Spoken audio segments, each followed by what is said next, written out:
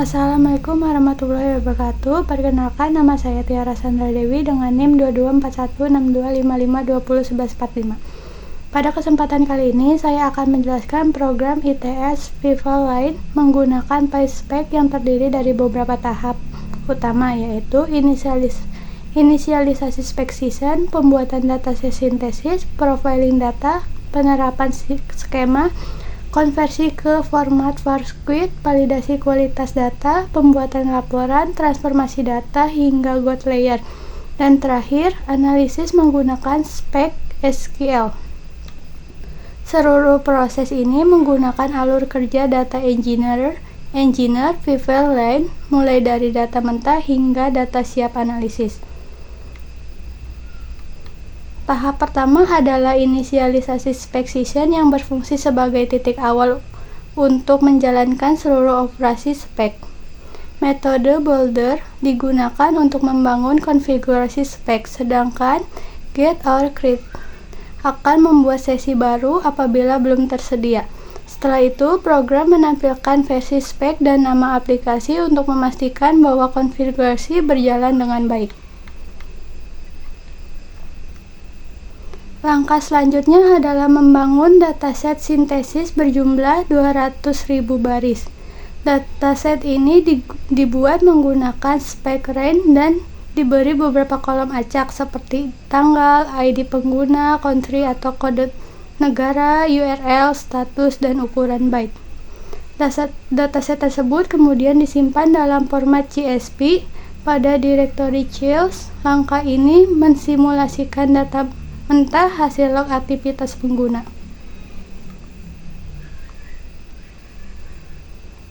Tahap ketiga adalah profiling data mentah untuk memahami karakteristik awal dataset.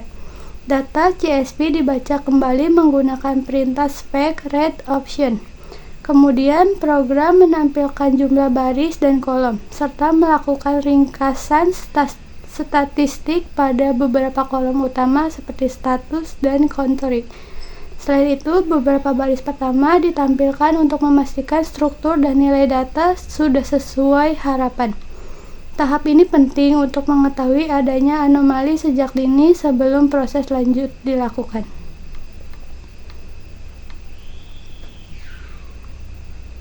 Langkah berikutnya adalah penerapan skema secara eksplisit. Skema didefinisikan menggunakan struktur tipe dan struktur field, di mana setiap kolom diterapkan tipe data seperti integer, string, atau date. Tujuannya adalah untuk memastikan konsistensi tipe data ketika dibaca oleh spec. Dengan skema environment, potensi kesalahan akibat pembacaan tipe data yang salah dapat diminimalkan.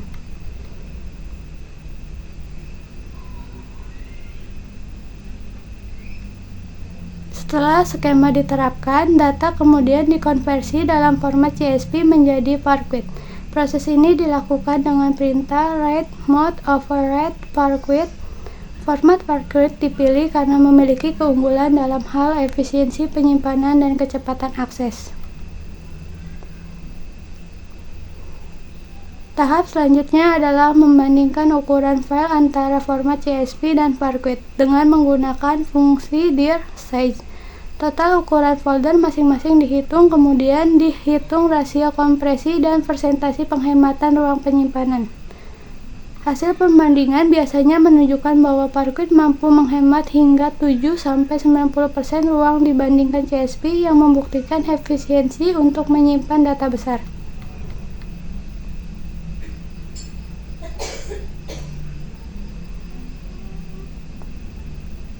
Tahap berikutnya adalah membaca kembali data Varquit yang telah dibuat. Lapisan ini disebut browser layer, yaitu lapisan data mentah yang sudah distandarisasi formatnya.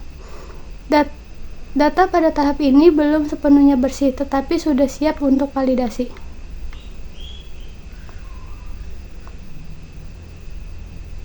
Pada tahap ini dilakukan proses validasi data untuk mendeteksi baris yang tidak valid. Beberapa aturan yang diterapkan antara lain User ID tidak boleh bernilai kosong, status harus berada pada rentan 200 hingga 599, URL tidak boleh kosong, dan byte tidak boleh bernilai negatif.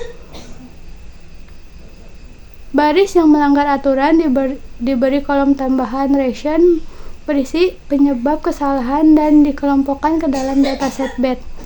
Sementara data yang valid disimpan ke dalam dataset gold.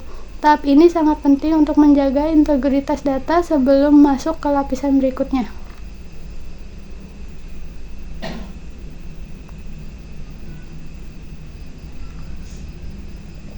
Setelah proses validasi, dilakukan perhitungan jumlah baris yang bermasalah berdasarkan jenis kesalahan.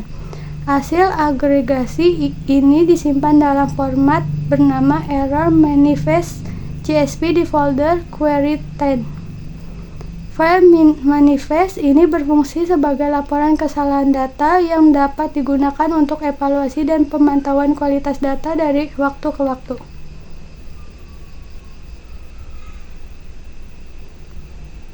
Tahap berikutnya adalah pembuatan laporan ringkas yang berisi metrik kualitas data seperti jumlah total data yang diproses, jumlah data valid dan tidak valid, serta persentase tingkat keberhasilan dan kesalahan.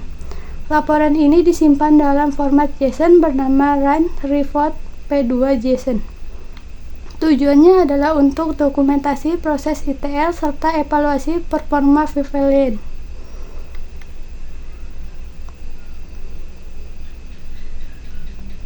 Setelah data dinyatakan bersih, proses dilanjutkan ke gold layer, yaitu lapisan data yang siap digunakan untuk analisis bisnis. Data dibaca dari silver layer. Kemudian dilakukan transformasi dengan mengelompokkan berdasarkan tanggal dan negara. Dari proses ini diperoleh agregasi berupa jumlah total byte serta jumlah event per tanggal dan per negara. Langkah ini menghasilkan data ringkasan yang lebih informatif dan efisien untuk kebutuhan analisis.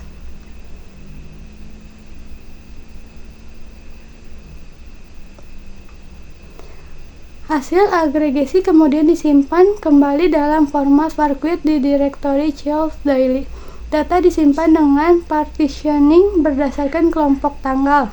Teknik partisi ini berfungsi untuk meningkatkan performa saat query dilakukan, karena var hanya akan membaca partisi data yang relevan dengan filter yang diberikan.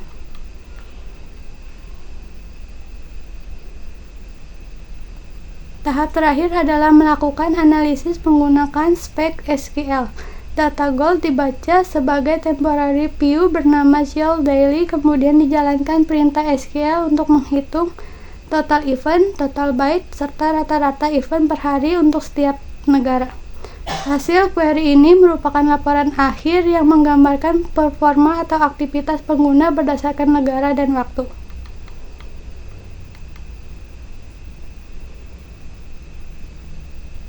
Secara keseluruhan, program ini menunjukkan bagaimana membangun Vivalion ETL struktur dengan pendekatan multi-layer arsitektur yang terdiri dari bronze layer data mentah, silver layer data hasil pembersihan, dan gold layer data siap analisis. Setiap tahap dalam Vivalion ini memiliki fungsi spesifik untuk memastikan bahwa data yang dihasilkan memiliki kualitas tinggi, efisien dalam penyimpanan, serta mudah diakses untuk analisis lebih lanjut.